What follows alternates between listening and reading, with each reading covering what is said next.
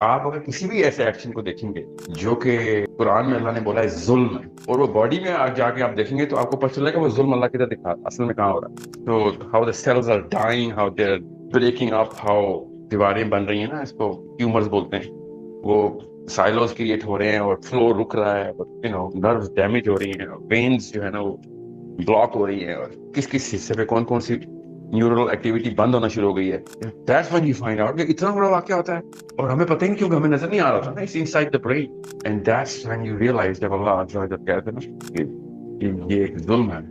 فمن اظلم، اب کون ہے وہ ظالم؟ اور آگے اللہ نے بار بار الگ الگ قرآن میں بتایا ہے کہ کون کون وہ ظالم. جب آپ سیمولیشن دیکھیں گے نا ایڈکٹ کے برین کے اندر ہو کیا رہا ہوتا ہے، then you'll find out how devastating this phenomena is. Addiction اتنا devastating phenomena. Actually you'll be amazed. آپ اگر کسی بھی ایسے ایکشن کو دیکھیں گے جو کہ قرآن میں اللہ نے بولا ہے ظلم ہے، اور وہ باڈی میں جا کے آپ دیکھیں گے تو آپ کو پتہ چلے گا وہ ظلم اللہ کی طرح دکھا اصل میں کہاں ہو رہا ہے.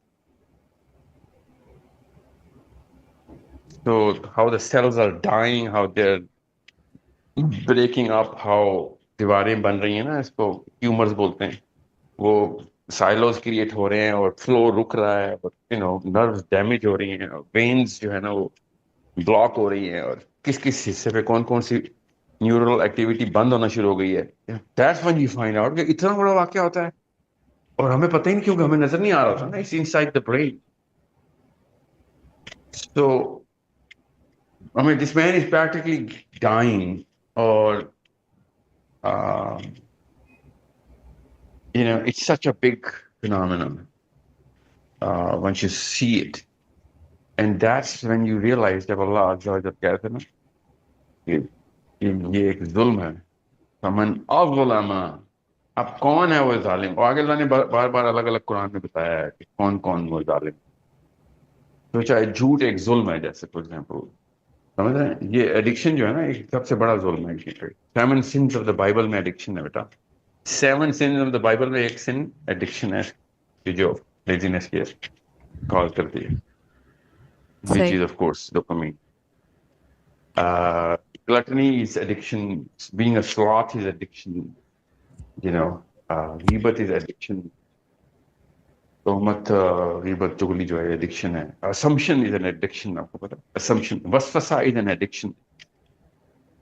وسوسے کی باقاعدہ لت ہوتی ہے، ایڈکشن ہوتی ہے. جس کو لگ گئی وہ گیا، اس نے اپنی پوری فیملی تباہ کر دی. جس کو وسوسے کی لت لگ گئی، پراپر پیور ایڈکشن ہے.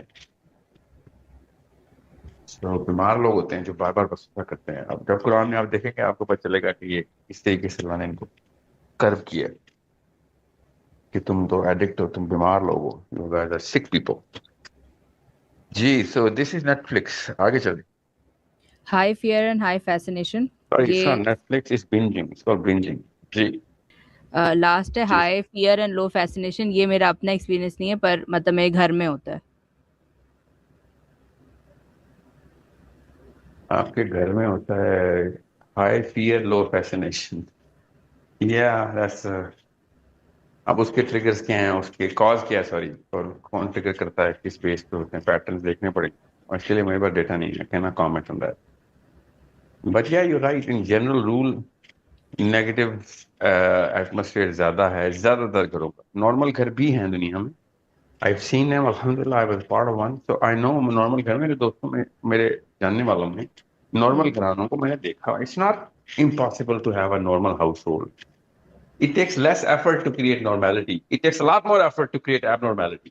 جی. But people put that effort because وہ addict ہوتے ہیں نا پہلے سے ہی. تو یا سر پھر کسی پرابلم جگہ یہ ڈیمیج کہ ہوتا ہے. اس پہ کوئی بات بھی نہیں کرتا کہ بس اس کو انڈر دا کارپیٹ ہی رکھنا ہے. کیونکہ اس میں اس کو واپس لانے کے لیے جو ایفرٹ تھی نا، اس کی انرجی کے لیے وہی انرجی چاہیے جو اس کو، جیسے ڈاکٹر نا پرسکرپشن ڈیٹیل نہیں لکھتے نا، وہ انرجی جی. نہیں لگاتے نا لوگ کو. وہ تو پھر بڑا محنت کا کام ہے نا. محنت کون کرے گا؟ انسان بہت سست ہے. اللہ نے قرآن میں نہیں بتایا انسان ایک سست مخلوق.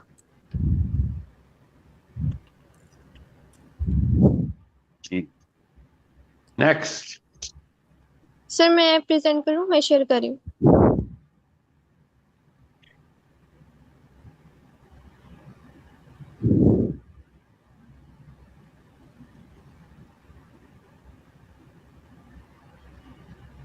میں نے ایکس ایکسس پہ فیسینیشن کو رکھا ہے اور وائی ایکسس پہ فیئر کو رکھا ہے.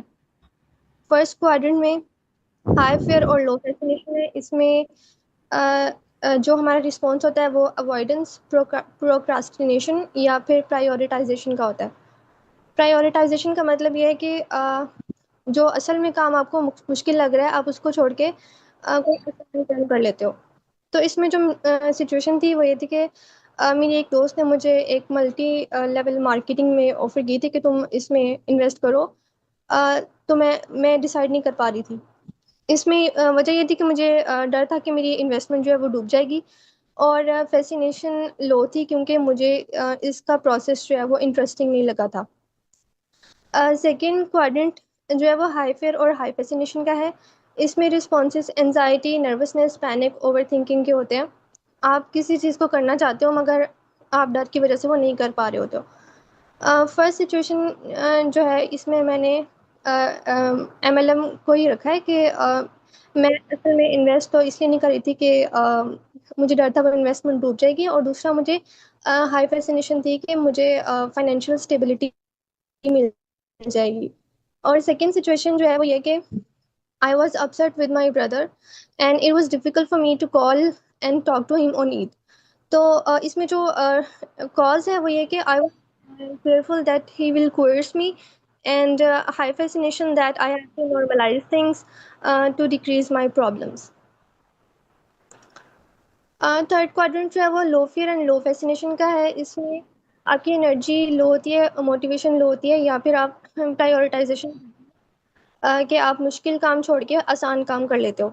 سو سچویشن یہ تھی کہ میں اپنا یہ والا ٹاسک اور آئی ایم ایس کے ٹاسک نہیں کر رہی تھی کیونکہ میرے گھر پہ بہت زیادہ مہمان آئے ہوئے تھے عید سے پہلے بھی اور عید کے بعد بھی کافی تقریباً 1 مہینہ تک. تو میری جو روٹین ہے وہ ڈسٹرب ہو گئی تھی.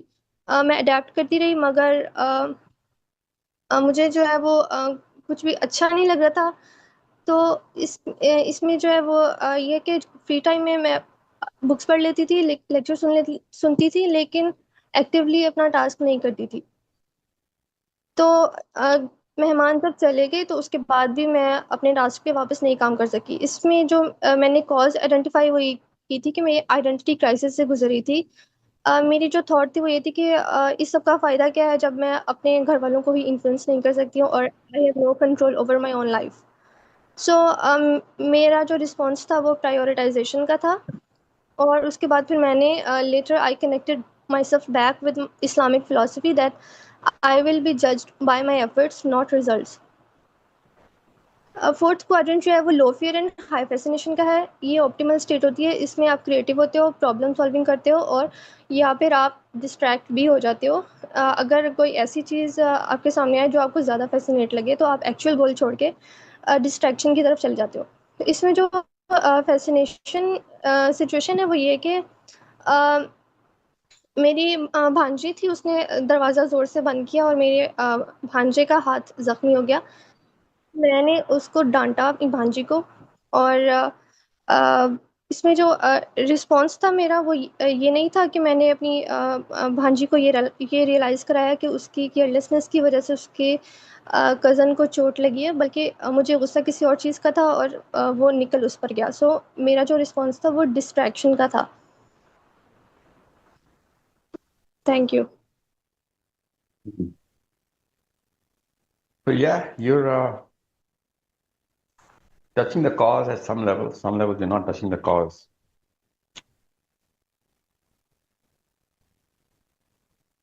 Scenario number 1 دوبارہ سے بتائیں. سر میری ایک دوست نے مجھے ملٹی لیول مارکیٹنگ میں کہا کہ اس میں انویسٹ کرو. تو What is مجھے that? ڈر یہ تھا کہ جی وہ کیا ہوتا ہے؟ اس میں یہ ہوتا ہے جیسے آپ کسی کمپنی کی پروڈکٹس خریدتے ہو اور پھر آپ اس کے ممبر بن جاتے ہو، اینڈ دین اس کے بعد پھر آپ لوگوں کو انوائٹ کرتے ہو کہ آپ بھی اس کے ممبر بنو، اور جتنے آپ لوگوں کو لے کے آتے ہو تو اس حساب سے آپ کو کمیشن ملتا ہے. وہ بندے جوڑنے والا کام ہوتا ہے نا سر، وہی. Oh, the pyramid scheme. ہاں جی ہاں جی. Yeah. اچھا اچھا اچھا. پھر آپ نے کیا کیا؟ مجھے یہ تھا کہ اس میں پیسے بہت زیادہ لے رہے ہیں وہ، اور دوسرا یہ کہ مجھے کام بھی اچھا کس بات انٹرسٹ کے نہیں پیسے؟ ڈیولپ ہو رہا تھا. آپ نے تو پروڈکٹ خریدی ان کی. तो वो प्रोडक्ट्स मुझे किसी यूज़ की नहीं थी ना, ना मैं उनको बेच सकती हूँ। ओह अच्छा अच्छा, so this is not a impulse thing, this is you being defrauded, आपके साथ फ्रॉड हो रहा था। ओके। तो ये इम्पल्स नहीं है आप, इसका तो ये मतलब हुआ कि जितने भी बिजनेस के जितने भी इन्वेस्टर्स होते हैं सब इम्पल्स पे इन्वेस्ट करते हैं, ऐसा तो नहीं। आपने इम्पल्स पे तो इन्वेस्ट नहीं किया, आपने लैक ऑफ नॉलेज पे इन्वेस्ट किए।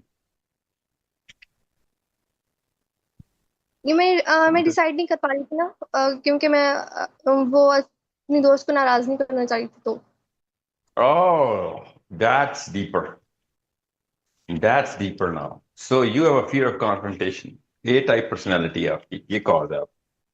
ओके, अभी नहीं, मुझे पक्का नहीं पता, आई एम जस्ट सेइंग इस सिनेरियो में ये बनती है, क्या पता ये एक दफा ही हुआ हो ऐसा, मगर अगर अमूमी तौर पे आपके साथ यही बिहेवियर है तो आपकी ए टाइप अग्रीएबल पर्सनैलिटी है, और बहुत हाई ए क्वेश्चन है। आपका टेस्ट हुआ हुआ ना बिग फाइव का? जी, ए टाइप ही है सर। ए टाइप ही निकली थी आपकी, अच्छा। तो बस फिर ये कॉज है आपकी, ठीक है, इसको आपने पेस्ट करके अपने बेड पे लगा देना, अपने ड्रेसिंग टेबल पे, स्पेशली अपने उस कमरे में जहां पे आप लोगों से बात करती है और डिसीजन लेती है, चाहे लिविंग रूम हो या जो भी हो, ठीक है,